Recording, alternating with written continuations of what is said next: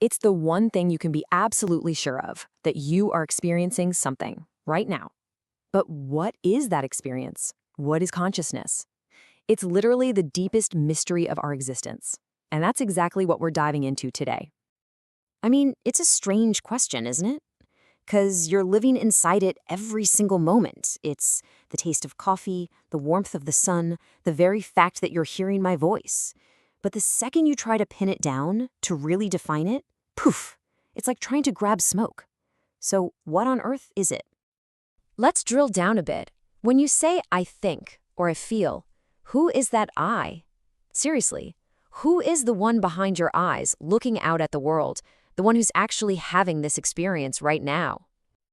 Now, the most common answer, the one you'll get from science, is pretty simple. It's your brain. That feeling of I is just the byproduct of a super complex biological machine. But is that the whole story? Well, our investigation is going to start right there.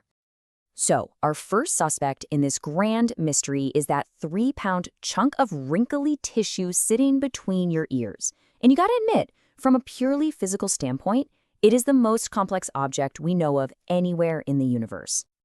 Get this, your brain is packed with around 86 billion neurons. And each one of those is making thousands of connections with other neurons. To put that into perspective, you have more connections inside your skull than there are stars in our entire Milky Way galaxy. It's a biological supercomputer with a power that's, well, it's almost unimaginable. All of this staggering complexity leads us straight to the dominant scientific theory, materialism. And the idea is actually pretty straightforward. It says consciousness isn't some kind of spooky ghost in the machine. No, consciousness is the machine. It's simply what happens when all those billions of neurons fire in just the right way.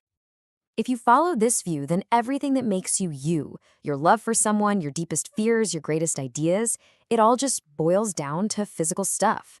Your thoughts are just chemical reactions. Your emotions are basically little electrical storms. Your personality, that's nothing more than the specific wiring of your brain.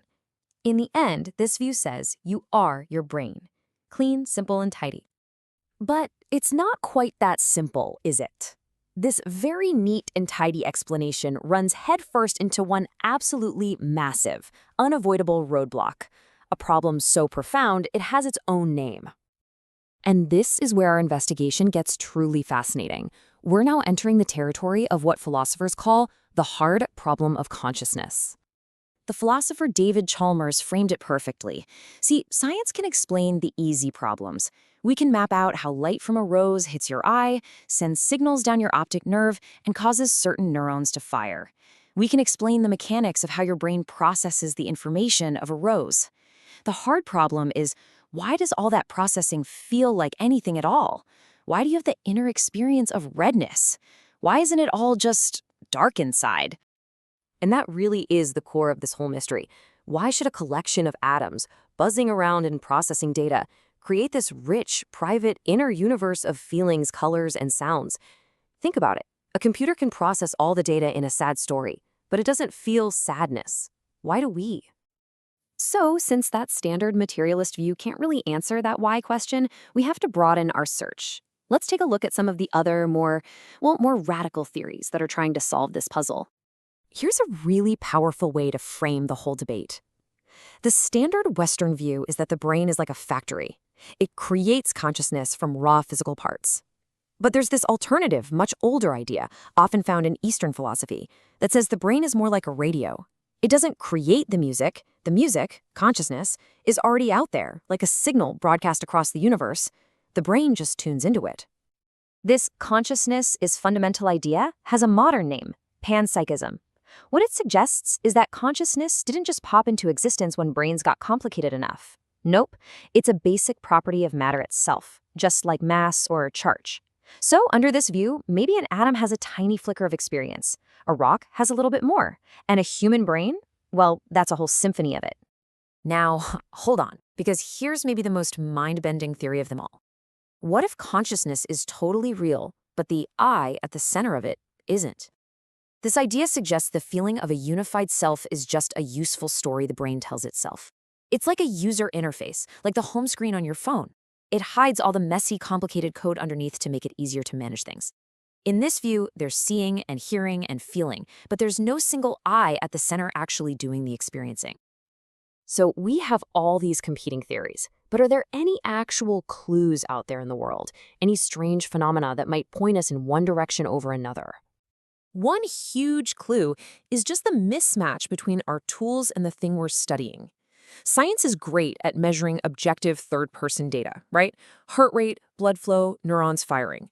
But consciousness is a completely subjective first-person thing. You can't put love or hope under a microscope. This massive gap between what we can measure from the outside and what we feel on the inside, that's where the mystery lives. And then there's the really puzzling evidence from things like near-death experiences. You have people who are clinically dead, no measurable brain activity at all, and they report these incredibly lucid and structured experiences. Now, it's not definitive proof of anything, but it forces us to ask a really uncomfortable question. Could consciousness possibly persist, even for a bit, when the brain is completely offline? Okay, we've looked at the brain, we've looked at the big theories, we've even touched on some unexplained evidence.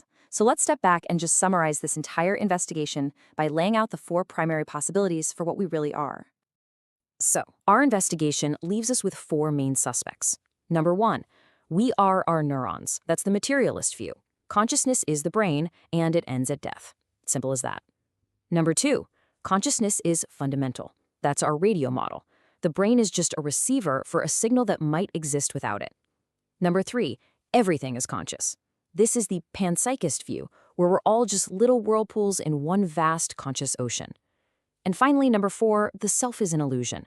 There is awareness, but the you at the center isn't actually real. The truth is, we don't know which of these is correct. And you know what?